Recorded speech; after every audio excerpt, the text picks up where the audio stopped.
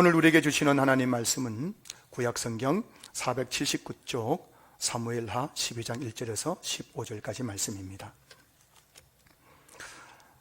사무엘하 12장 1절에서 15절까지 말씀, 제가 말씀을 봉독하겠습니다.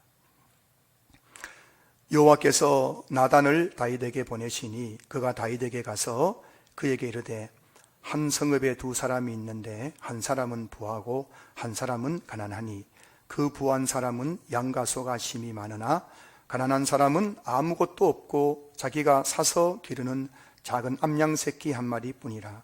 그 암양 새끼는 그와 그의 자식과 함께 자라며 그가 먹는 것을 먹으며 그의 잔으로 마시며 그의 품에 누움으로 그에게는 딸처럼 되었거늘 어떤 행인이 그 부자에게 오매 부자가 자기에게 온 행인을 위하여 자기의 양과 소를 아껴 잡지 아니하고 가난한 사람의 양새끼를 빼앗아다가 자기에게 온 사람을 위하여 잡았나이다 하니 다윗이 그 사람으로 말미암아 노하여 나단에게 이르되 여호와의 살아계심을 두고 맹세하노니 이 일을 행한 그 사람은 마땅히 죽을 자라.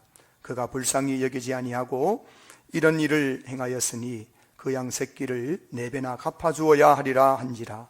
나단이 다윗에게 이르되 당신이 그 사람이라. 이스라엘 하나님 여호와께서 이와 같이 이르시기를 내가 너를 이스라엘 왕으로 기름 붓기 위하여 너를 사울의 손에서 구원하고 내 주인의 집을 내게 주고 내 주인의 아내들을 내 품에 두고 이스라엘과 유다 족속을 내게 맡겼느니라. 만일 그것이 부족하였을 것 같으면 내가 내게 이것저것을 더 주었으리라. 그러한데 어찌하여 내가 여호와의 말씀을 업신여기고 나보기에 악을 행하였느냐. 내가 칼로 햇사람 우리아를 치되 암몬 자손의 칼로 죽이고 그의 아내를 빼앗아 내 아내로 삼았도다. 이제 내가 나를 업신여기고 햇사람 우리아의 아내를 빼앗아 내 아내로 삼았은즉 칼이 내 집에서 영원토록 떠나지 아니하리라 하셨고 여호와께서 또 이와 같이 이르시기를 보라 내가 너와 내 집에 재앙을 일으키고 내가 내 눈앞에서 내 아내를 빼앗아 내 이웃들에게 주리니 그 사람들이 내 아내들과 더불어 백주에 동침하리라. 너는 은밀히 행하였으나 나는 온 이스라엘 앞에서 백주의 이 일을 행하리라 하셨나이다 하니 다윗이 나단에게 이르되 내가 여호와께 죄를 범하였노라 하며 나단이 다윗에게 말하되 여호와께서도 당신의 죄를 사하셨나니 당신이 죽지 아니하려니와 이 일로 말미암아 여호와의 원수가 크게 비방할 거리를 얻게 하였으니 당신이 낳은 아이가 반드시 죽으리이다 하고 나단이 자기 집으로 돌아가니라. 아멘. 할렐루야. 할렐루야. 여러분 반갑습니다. 새해 첫 주일 예배의 시간에 여러분들 뵈니 얼마나 반갑고 또 감사한지 몰라요. 여러분 한 분 한 분들이 얼마나 우리 교회에서 소중한 분들인지 모릅니다. 하나님에게도 여러분 한 분 한 분들이 소중할 뿐만 아니라 우리 서로에게도 우리는 너무나 소중한 분들이에요. 그래서 여러분 오늘 새해 첫날에 우리 서로 만났는데 우리 반갑게 서로 인사하십시다. 새해 복 많이 받으세요. 인사만 하시기 바랍니다.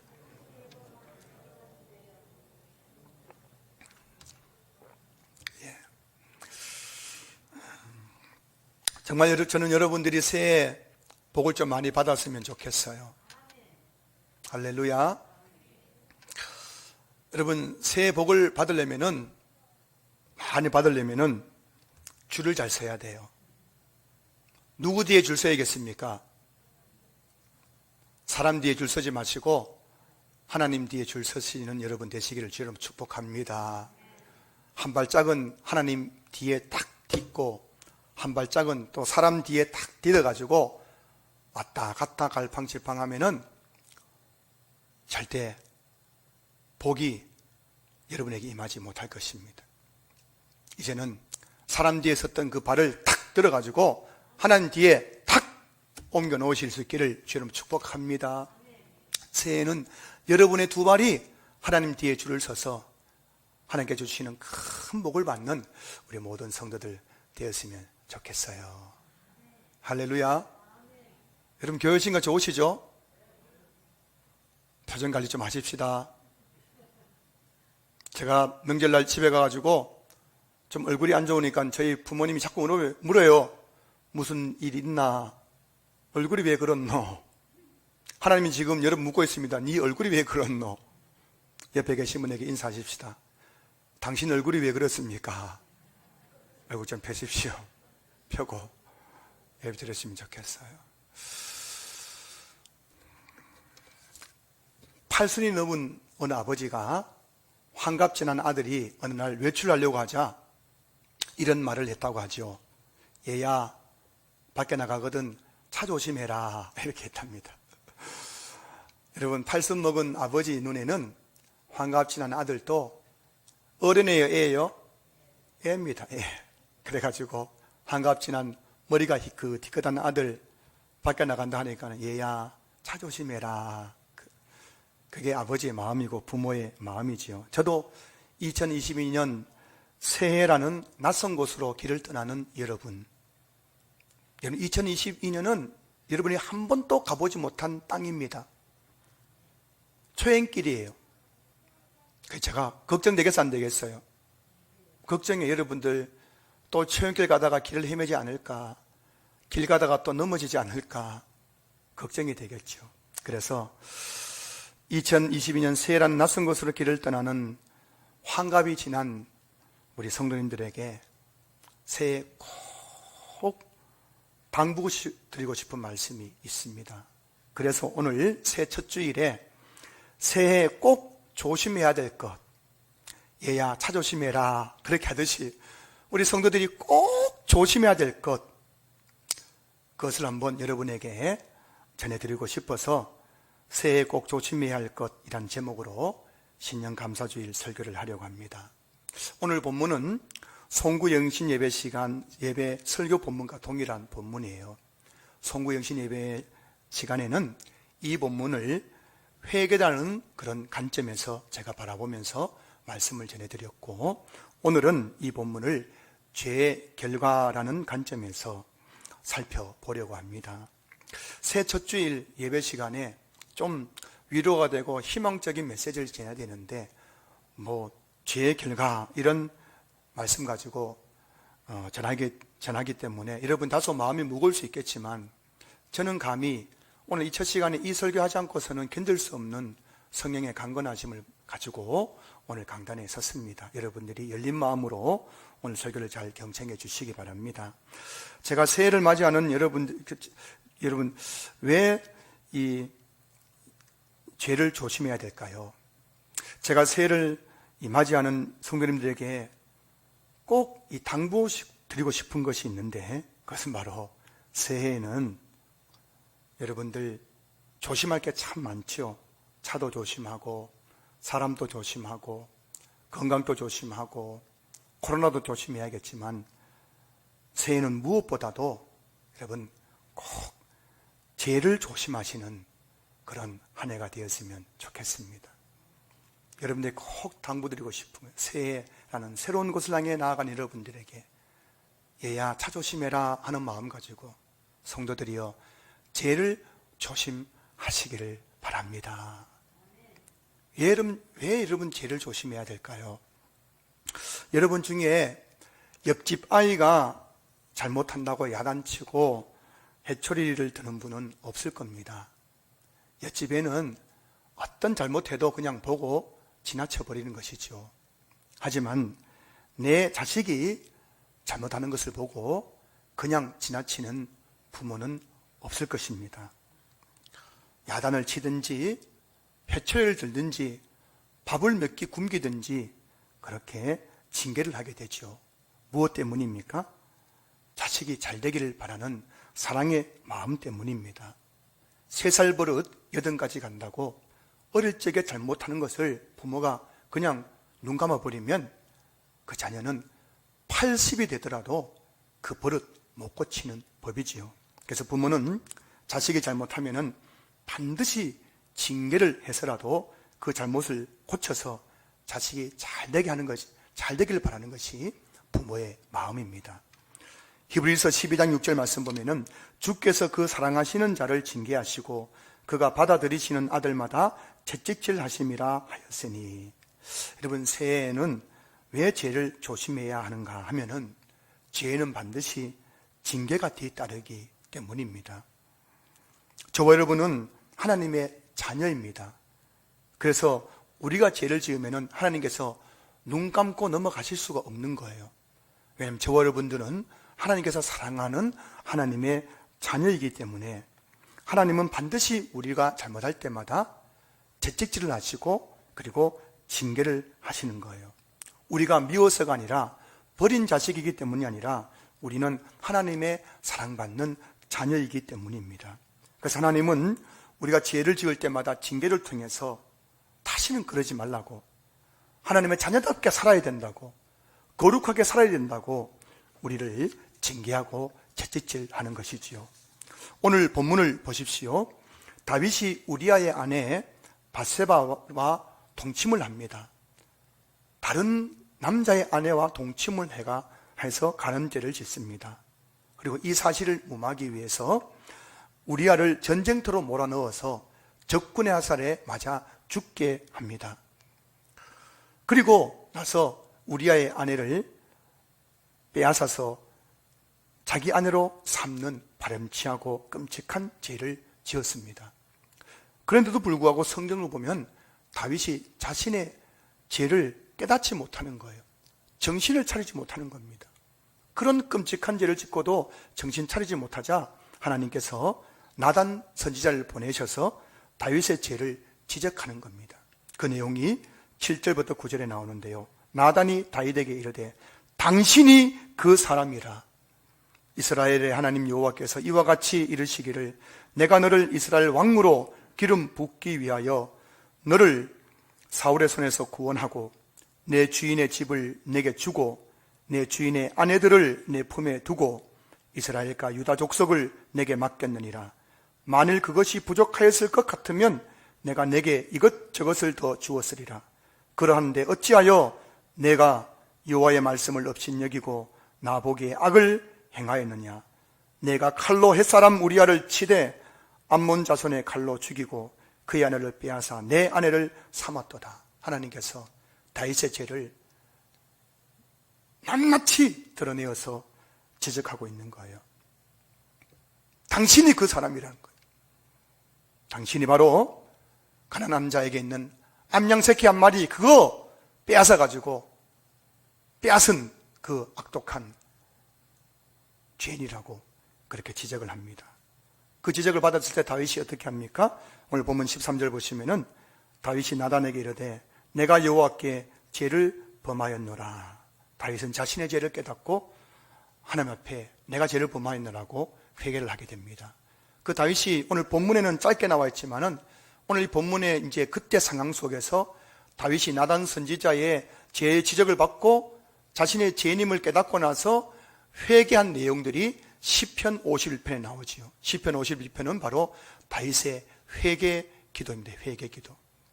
아마 나단 앞에서 무릎을 꿇고 아마 기도했을 겁니다. 하나님, 내가 잘못했습니다 하면서 회개 기도를 했던 내용이, 그 내용은 지난 송구인 신년 예배 때 제가 다루었습니다.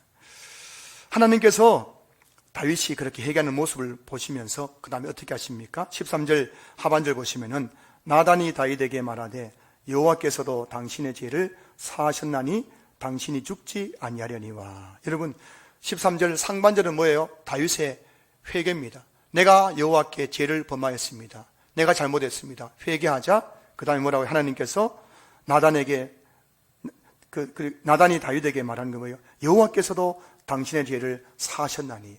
사하셨단 말이 무슨 말입니까? 용서했단 말씀이죠. 다윗의 회개 기도를 들으시고 하나님께서 다윗의 죄를 용서해 주셨습니다. 사랑하는 성도 여러분, 하나님은 어떤 분이십니까? 하나님은 우리가 회개할 때 우리의 죄를 용서해 주시는 분이십니다.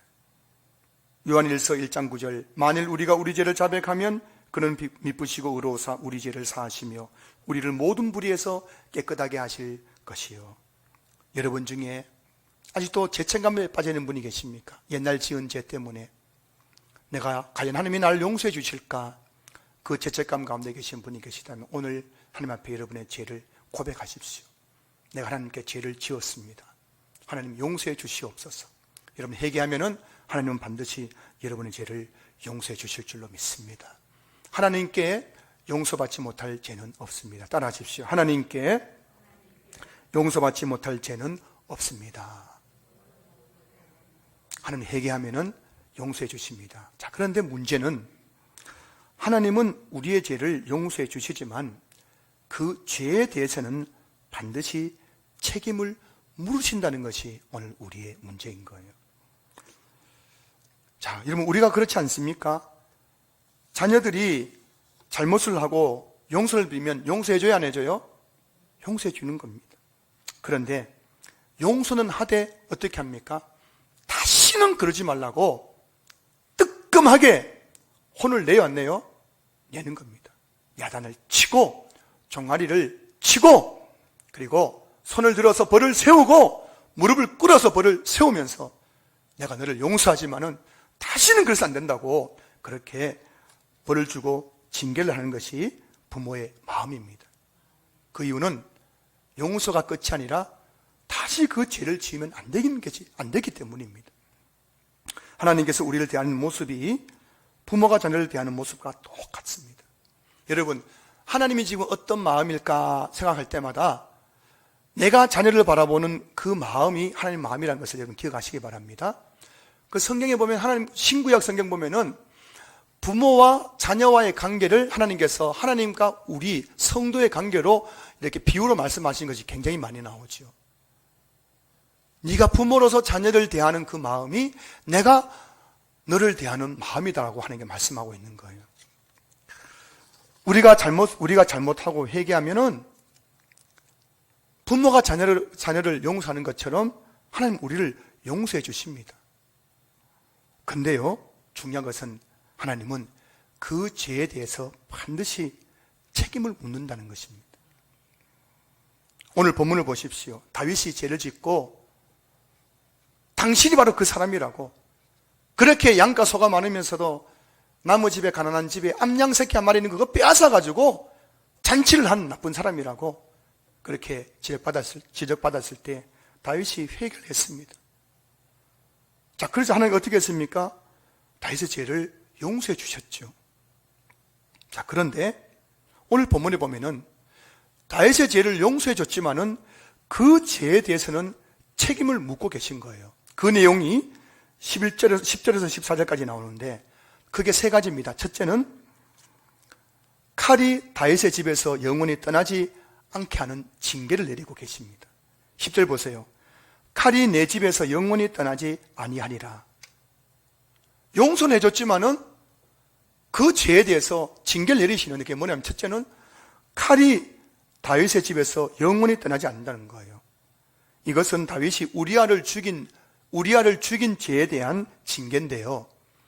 오늘 본문 이후로 쭉 보면은 다윗의 집안에 칼이 떠나지 않습니다. 먼저는 그 다윗의 아들 암논이 이복 여동생 다말을 좋아해가지고 다말을 강간한 사건이 나는 거군요. 그러자 그 다말의 친오빠였던 압살롬이 분노해가지고 자기 이복형 암논을 칼로 죽이는 사건이 납니다. 또 시간이 흘렀을 때 아들 압살롬이 반란을 일으켜가지고 아버지 다윗을 죽이려고 했습니다.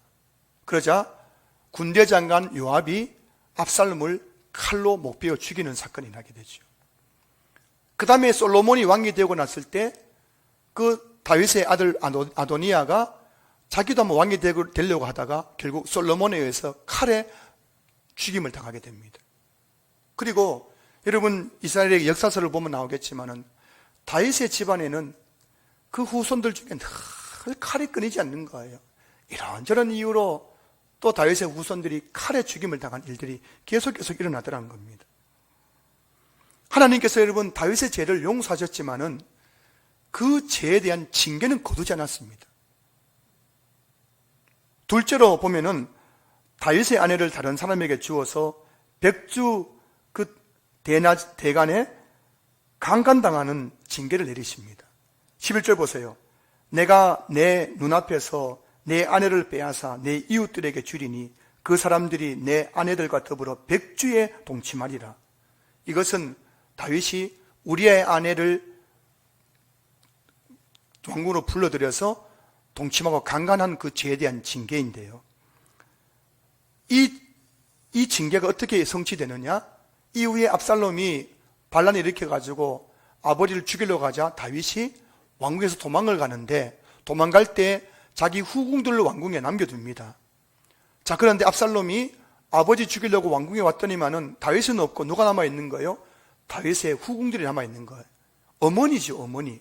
그런데 다윗이 백성들이 보는 앞에서, 신하들이 보는 앞에서 그 백주 대낮에 자기 어머니인 다윗의 후궁을 강간하는 사건이 일어나게 되는 겁니다. 이것은 집안의 수치 아닙니까? 이게 그대로 이루어진 거예요. 셋째는 다윗과 바세바 사이에 태어난 아이가 병으로 죽게 되는 징계를 내리십니다.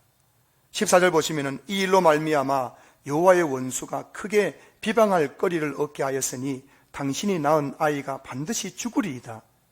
그리고 이 말씀은 15절 보세요. 15절 하반절 보시면은 우리아의 아내가 다윗에게 낳은 아이를 여호와께서 치심에 심히 앓는지라. 이 아이가 무슨 죄가 있습니까? 다윗과 바세바에 태어난 이 아이가 무슨 죄가 있어요? 근데 하나님께서 다윗의 그 죄 때문에 그 아이를 치셔가지고 아이가 앓다가 18절 말씀 보시면은 이래 만에 그 아이가 죽으니라. 여러분, 용서는 받았지만은 그 죄에 대한 징계는 사라지지 않았습니다. 성도 여러분, 다윗 한 사람의 죄가 어떤 결과를 가져왔습니까? 집안에 칼이 끊이지 않는 비극을 가져왔습니다. 11절 보시면은 내가 너와 내 집에 재앙을 일으키고, 집안에 재앙이 일어나가지고 칼부림이 끊이지 않는 그런 다윗의 가문. 성군 다윗, 이스라엘 역사 속에서 가장 위대한 왕 다윗 아닙니까?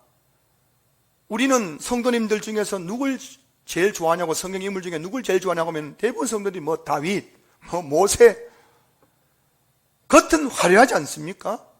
성군 다윗, 가장 위대한 왕. 그런데 여러분, 그 이면을 들여다보면은 오늘 본문 다윗의 범죄 사건 이후로 다윗은 단 하루도 마음이 편할 날이 없었습니다. 성경 보십시오. 읽어보십시오. 오늘 이 사건 이후로 다윗은 한 번도 마음이 편하지 않았어요. 잊을만 하면 자식끼리 서로 칼부림 나가 죽이지요. 딸이 강간당하지요. 다윗의 평생은 징계의 흔적으로 가득한 인생, 늘 마음이 편하지 않는 그런 삶을 살았음을 성경이 우리에게 말해주고 있는 거예요. 아버지 다윗의 죄가 아들에게 영향을 미쳐 아들들이 칼에 죽임을 당하고 태어난 지 이래 만에 하나님께서 치셔가지고 죽는, 병으로 죽는 일들이 일어나더라는 거예요. 부모의 죄가 자녀에게 영향을 미친다는 사실을 여러분 꼭 기억할 수 있기를 주 이름으로 축복합니다. 마음대로 살지 마세요, 여러분. 내 인생은 나의 것 마음대로 살다가 여러분의 자녀들이 고통당한다는 사실을 아셔야 됩니다. 내가 지은 죄로 말미암아 나의 자녀들이 고통을 당하고 비극을 맞이할 수 있다는 사실을 우리는 이 새해에 잊어서는 안 되는 거예요. 다윗과 요나단 들어보세요. 다윗과 요나단, 우정의 대명사가 다윗과 요나단 아닙니까? 얼마나 그 이름이 아름다워요. 다윗과 요나단, 우정을 상징하는 이름 다윗과 요나단. 이 두 사람은 믿음도 정말 좋았고 우정도 정말 좋았어요. 자, 근데 이 다윗이, 요나단이 누굽니까? 요나단은 바로 사울 왕의 장남이죠, 장남. 근데 아버지와 다르게 요나단은 참 믿음이 좋았어요. 의리도 있고 우정도 있고 믿음도 좋았습니다. 그런데 이 요나단이 어떻게 죽은지 아십니까? 아말렉과의 전쟁터에 나가지고 비참하게 죽임을 당합니다. 그리고 성경은 왜 그렇게 믿음 좋은 요나단이 비참하게 죽임을 당했는가, 그 이유를 그 아버지 사울의 죄 때문이라고 우리에게 분명히 성경이 기록하고 있는 거예요. 아버지 사울의 죄 때문에 그렇게 믿음 좋은 요나단이 비참한 죽음을 맞이했음을 성경이 말씀하고 있다는 겁니다. 2021년 현재 우리나라 이혼율은 OECD 국가 중에서 9번째고 아시아에서는 1위라고 합니다. 우리나라가 세계 1위가 많죠. 자살률도 1위고 뭐도 1위고 그 중에 하나가 뭐냐면은 이혼율이 아시아에서 1위입니다. 우리 주변에 이혼하는 가정이 굉장히 많아요.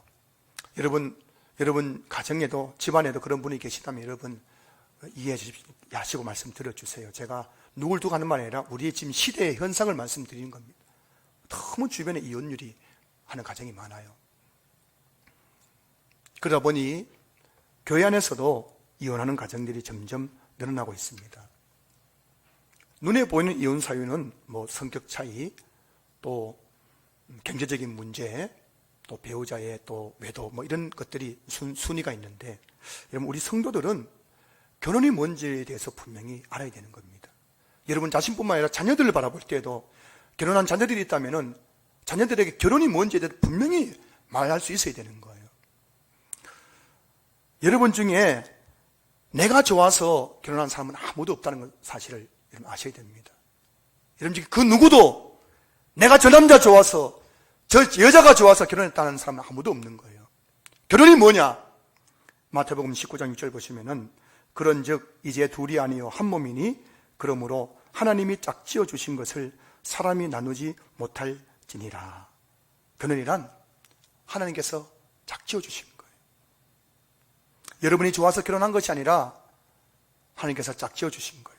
하나님께서 하와를 창조하시고 그를 이끌어서 아담에게 데리고 와서 둘이가 결혼시켜서 부부가 되게 하신 것처럼 하나님이 여러분들을 이끌어가지고 서로 만나게 하셔가지고 그렇게 하나님께 짝지어서 여러분들이 가정을 이루고 부부가 되었다는 것입니다. 그래서 하나님이 짝지어 주신 것을 사람이 임의로 나누는 것은 하나님 앞에서 죄가 되는 거예요. 성경은 이혼은 죄라고 말씀하고 있습니다.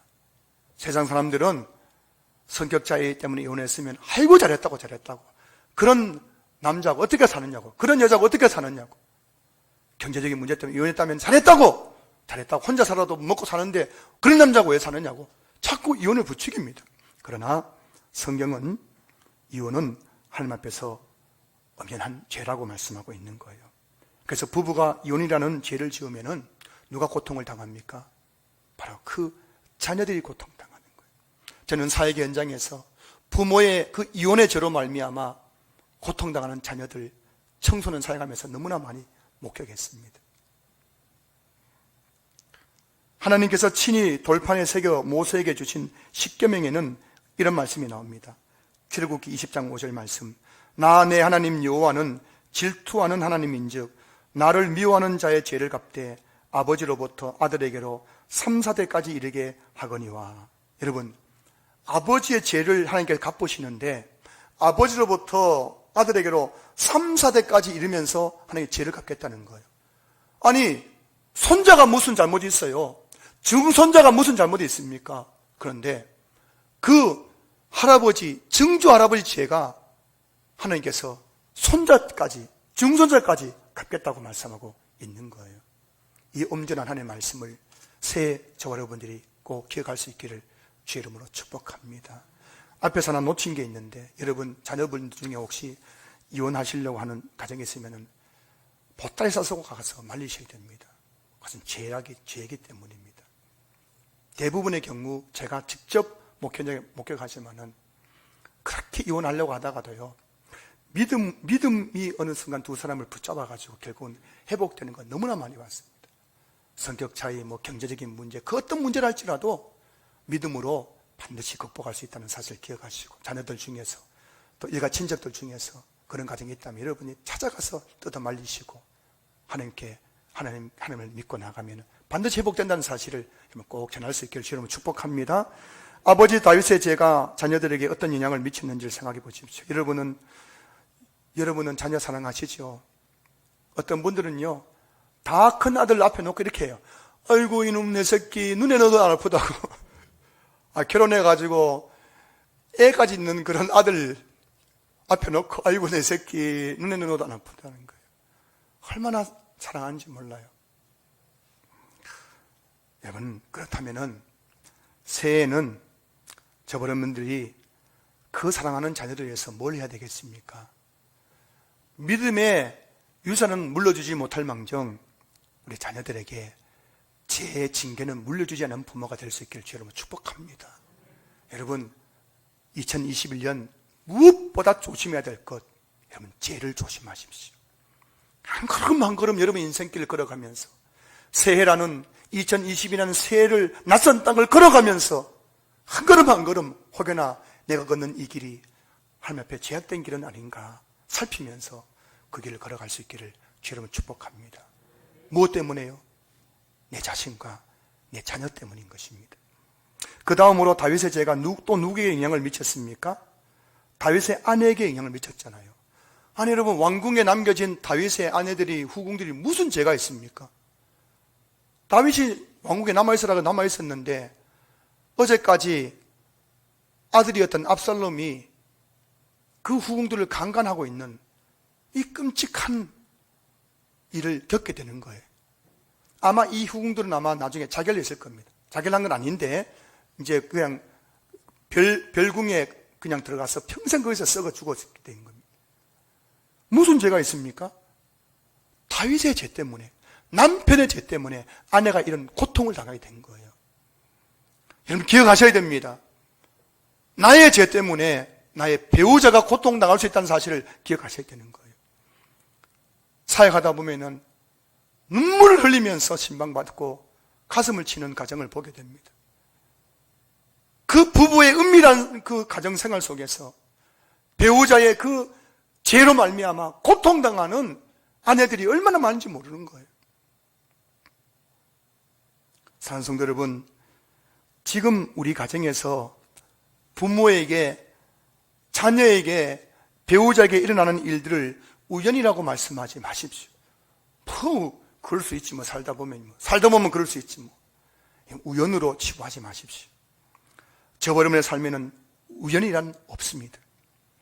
우리의 모든 삶은 하나님의 작전과 섭리 속에서 이루어지는 일들인 거예요.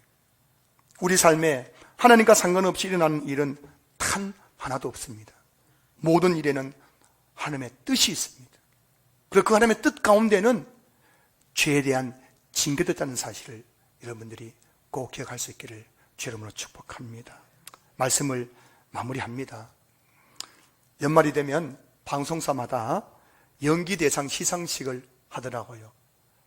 며칠 전에 어느 방송사 연기대상 시상식에서 대상을 받은 어느 여배우가 수상소감하는 그 장면을 제가 잠시 봤어요. 기대하지 않아 생각지도 못했던 대상을 수상하게 되자 눈물을 펑펑 쏟으면서 이런 말을 하더라고요. 제가 28년 전에 보조 출연자로 연기를 시작했습니다. 보조 출연자가 뭐냐면 엑스트라. 대사도 없고 그냥 행인 1, 행인 2 이렇게 주인공이 연기할 때 옆으로 지나가는 사람도 있잖아요. 28년 전에 보조 출연자로 시작했다는 겁니다.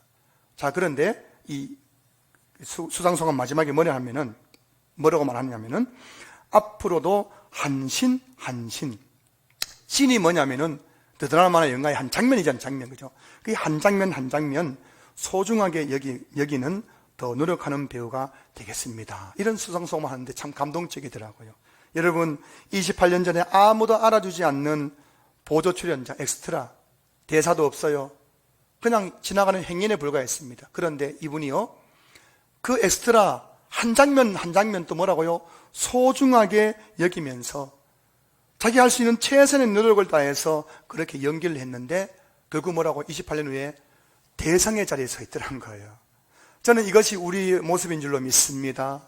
저 여러분들이 땅을 살아가면서 하나님으로부터 받은 배역들이 있잖아요. 남편의 배역, 아내의 배역, 자녀의 배역, 부모의 배역, 성도의 배역, 직분자의 배역, 주님께 맡겨진 그 배역들을 아무도 알아주지 않지만은 내가 그 배역들을 한 걸음 한 걸음 한신마다 소중히 여기면서 최선을 다해서 노력할 때 어느 순간 하나님 앞에서 우리가 다 대상, 상급과 면류관을 받게 될 줄로 믿습니다.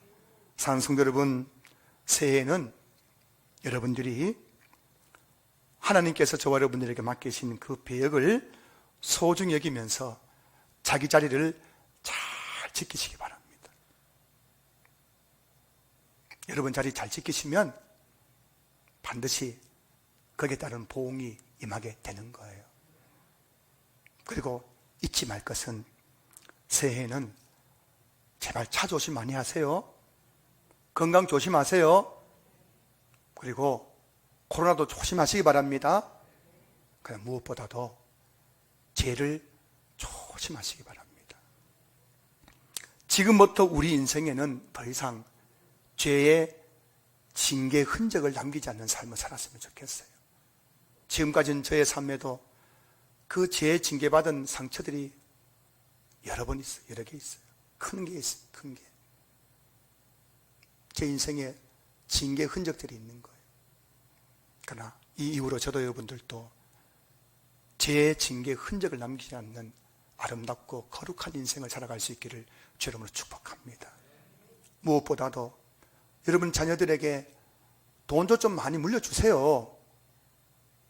아파트도 물려주시고 금송아지도 물려주시고 많이 물려주시는데 단 죄는 물려주지 마십시오. 죄의 징계는 자녀들에게 유산을 물려주지 마십시오.